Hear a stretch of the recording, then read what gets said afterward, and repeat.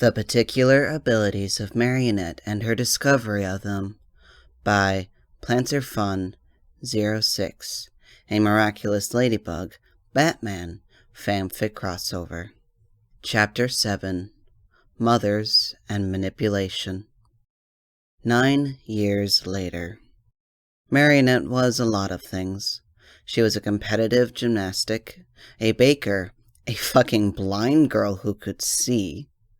But one of the things she was not was a morning person. Marinette, for the life of her, could not wake up with her alarm, and she had 15 set up. 15! She would only wake up when she heard Monon open her trapdoor and yell at her, "Muncho, you're going to be late for school." For some reason, that was the only thing that could get her cognate enough of the real world to realize that it was 8:15, and school started at 8:35. And if that didn't get her moving every single morning, she didn't know what did. Marinette had mastered the fine art of getting ready in 10 minutes years ago. It was like a party trick at this point. When she would be over at Nino's or Kim's house after staying the night, they would gawk at how quickly she could bring herself from "I literally just woke up" to "ready to leave" in what seemed like a matter of moments compared to others. She grabbed one of her t-shirts and a pair of jeans. Marinette had a variety of bands and concert tees shirts. She really liked them because they were from this one brand on Etsy that used real, unprocessed cotton and not synthetic, so she was able to see them. That was the one downside of her sight, she learned over the years. She could see clothing, but only if they were made of completely non-synthetic materials, or if the material hadn't gone through major processing. She remembered fondly walking through the park and seeing for the first time a t-shirt. It was strange. At first she didn't recognize what it was. She thought someone was wearing a plant. She really had no clue what was going on, only to realize she could see the shirt, and promptly ran up to ask where the lady had gotten the shirt. After she got the name of the shop, it took some light harassment of the poor lady wearing the shirt, but she had just seen clothing for the first time. She was excited, and bought a dozen of their graphic t-shirts. Marinette had learned some fashion tricks from old friends, specifically a girl named Mila from EAP, Enfants Ungelos de Paris, Blind Children of Paris, a support group made of parents of children with visual impairments.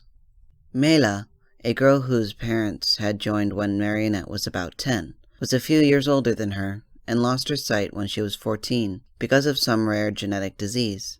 The loss was gradual, so she was able to prepare herself for the lifestyle changes. And one of the things she had told Marinette was that she always favored graphic tees, because you could really wear any color pants with a graphic tee and it would look stylish. She had given her a bunch of old band shirts that she had picked up from thrift shops that she had since grown out of, and Marinette had frequently worn them since. Marinette quickly brushed her teeth and brushed her hair, putting it back into the same ponytail she always did. She favored her hair being out of her face. If she didn't, then her hair would get caught in her sunglasses, and if that wasn't the most frustrating thing in the world, she didn't know what was. It was both annoying and this weird kind of pain. She wished she didn't have to wear them, but just like she had no perception of color, she had no perception of light. She could typically give a rough guess at what time of day it was based on the temperature changes, but she couldn't really tell if the sun was hitting her eyes.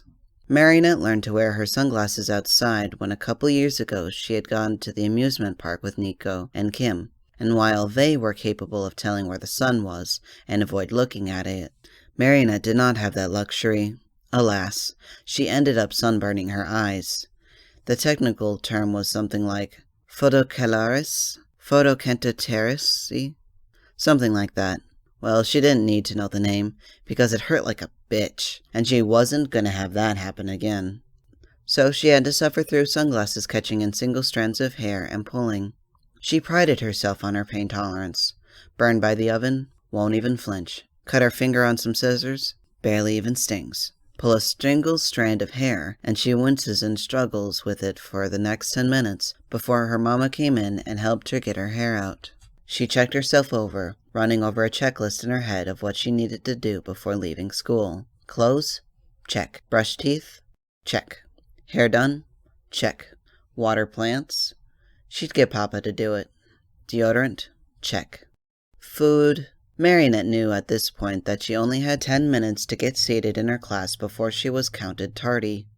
And a fabulous way to start the school year was running into class after the bell rang. She knew. That's how her previous year had started, and she really wanted to break the cycle. She ran down to the bakery where her parents were, taking care of the morning crowd, and grabbed a croissant and her backpack. "Mama, Papa, I'm heading off to school." Before she managed to get out the door, she heard Papa's voice calling her back behind the counter of the shop. "Wait, Marinette, come here." She heard her papa call from the front counter as she reached the door. She really needed to get to school if she wanted to make it on time. Marinette sighed to herself, knowing exactly what was about to happen. She walked back to where her papa was behind the counter. "Let me get a good look at you, my filly." He put his hands on her shoulders, and she could see him getting a little teary-eyed, looking down at her. He did this every year. She saw Monin coming out of the back of the kitchen with a pan of Charlotte aux Framboises. She quietly groaned a bit. It's now going to take longer to get out the door. "Marinette, you look so beautiful." It's like I blinked and suddenly you're a second year of college. My, just look at you." She was now stroking her face in a way she became familiar with when Mama wanted to cry over her. And oh God, she's tearing up too. Marinette, do you have everything? Laptop, walking stick? What about macaroons? Ooh, they're right here." Papa handed her the macaroons they gave her every year for her new class. "Yes, I have everything. Ooh, and Papa, can you water my plants? Last time I asked Mummin to do it, she managed to break 2 pots. Papa laughed at that. "Sure, I'll water them after morning." "I don't know what those plants have against me, I swear. They're just out to get me." Sabina interrupted, and Marinette let out a light chuckle and attempted to leave. "Well, I'm off to school. I'd like to—" Before she could leave, Mummin grabbed her arm and turned to face her. "Marinette, if you need anything, you know you can call us." "Yes, Mama."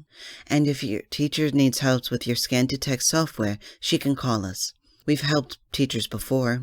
"Yes, Mama." "And don't let anyone be mean to you. If that little Chloe," she spat Chloe's name in a way she only ever heard Mama speak when she said Chloe's name, "tries to bully you again, you call us. We'll pick you up. I don't care if we have to go to the school board." "Mummin," she interrupted, knowing that her mom wouldn't stop her rambling. "I'll be okay, but I'd like to get to school on time." She pulled away from her and saw Mummin soften up a bit at realizing her behavior.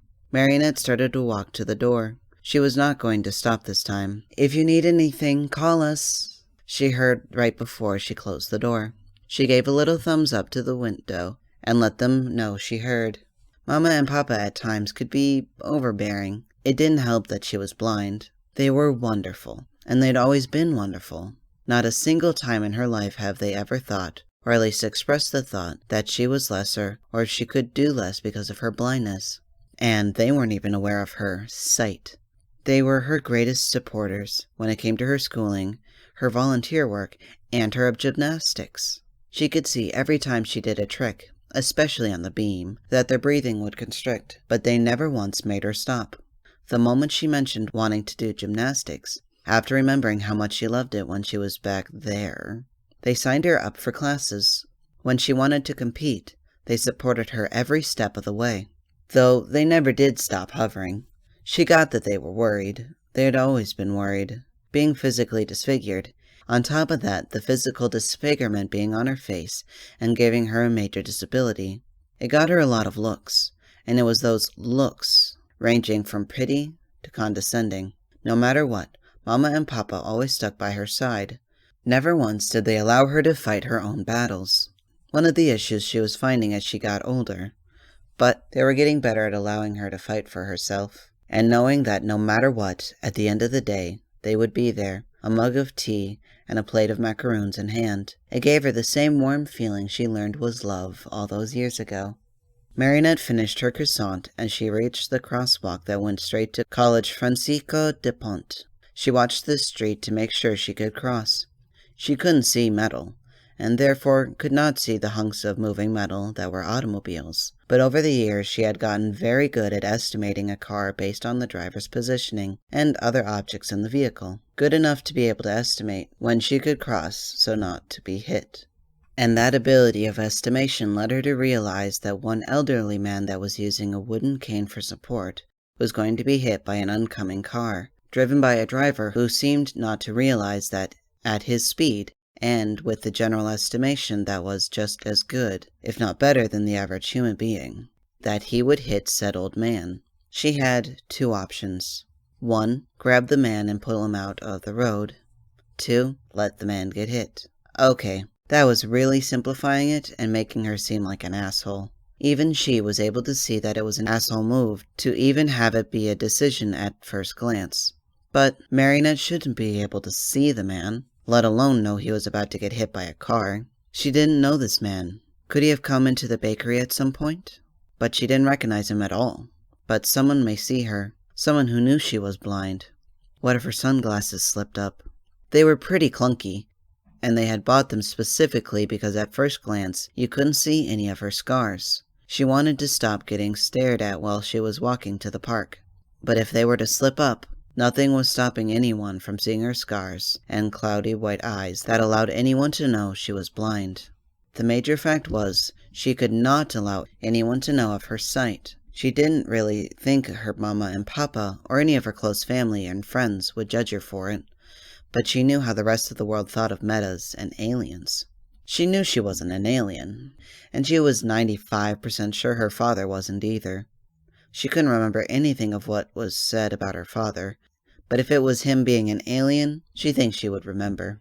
Marinette saw on the news all the time anti-meta protests, the protests demanding people be publicly registered if they were a meta, as well as she had read horror stories of what happened to people that were meta.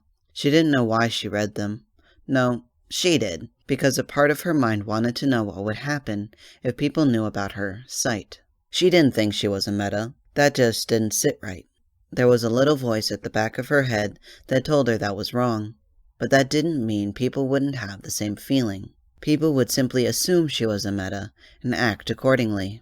And accordingly for some people meant making a pariah out of the meta, harassing the meta, and in some horrible story she had read, killing the meta. She could not risk being exposed. Mother would choose option 2. Mother would let that man die and keep her cover. And that crumbled every argument she might have to choose option 2. It took Marinette a couple of years, but Marinette finally realized something. Her mother was an awful person.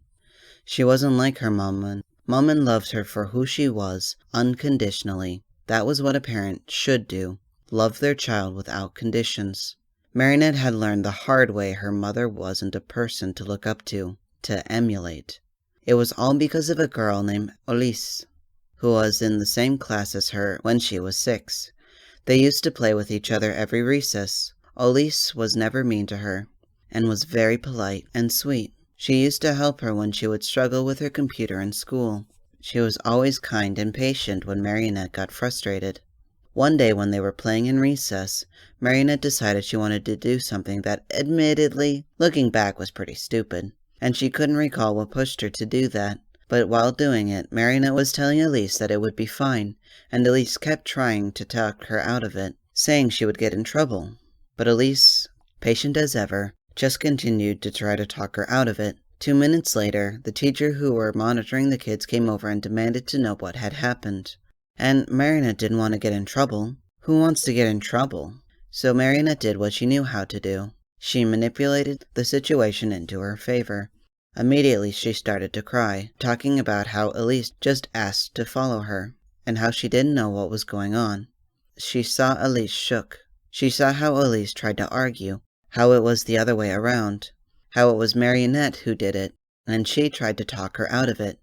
But between the blind little girl who was bawling her eyes out, and Elise who was trying to argue after Marinette's confession, the teachers didn't believe a word. Elise got punished with a week of no recess, and she had to write "I will not tell lies" 500 times. At first, Marinette simply thought that she had managed to get out of punishment. She didn't realize what she had done had serious effects, until she was walking by the classroom after going to the restroom during recess. Elise was sitting in her chair in the back corner of the classroom, crying. Big, heavy sobs. Marinette knew how those sobs felt. They looked like the ones that she got when she would wake up from a nightmare about back there, Nandam Parbat. And every time she would have to get up and go to sleep at Mama and Papa's bed. She never calmed down enough otherwise. And here was Elise, the girl who was always so patient and kind, sobbing like that. And she couldn't even go to her Papa and Papa to make her feel better. In that moment, Marinette learned the effects that her manipulation had on people. Marinette also realized that manipulation had an effect. It was likely that Mother, who she knew manipulated people quite often, gave little to care about those effects. And, well, she didn't like to see Elise cry. She didn't like punishment, but Elise was being punished because of her, and that wasn't fair. In the end, she went to the teachers and told them the truth. They were disappointed in her, and she ended up getting a month with no recess. Mercifully, they couldn't make her write lines, and her parents ended up being called. She lost her park privileges for a month, which was undoubtedly the worst punishment they could have conjured. But in that month, she sat in the back corner of the classroom, stuck in her own head. She realized that maybe Mother was the wrong one, that Mother never did love her. She always thought that maybe, deep down, Mother loved her, and if she would start doing things like her and Grandfather wanted, then she would show it. But Marinette learned that wasn't true, that all Mother loved was power, and the only reason Talia ever had her was because of the potential power that having an heir with a strong blood could give her. And that's why Talia manipulated people. That's why Talia never looked at her, because Marinette gave her no power. If anything, it lessened her in Grandfather's eyes.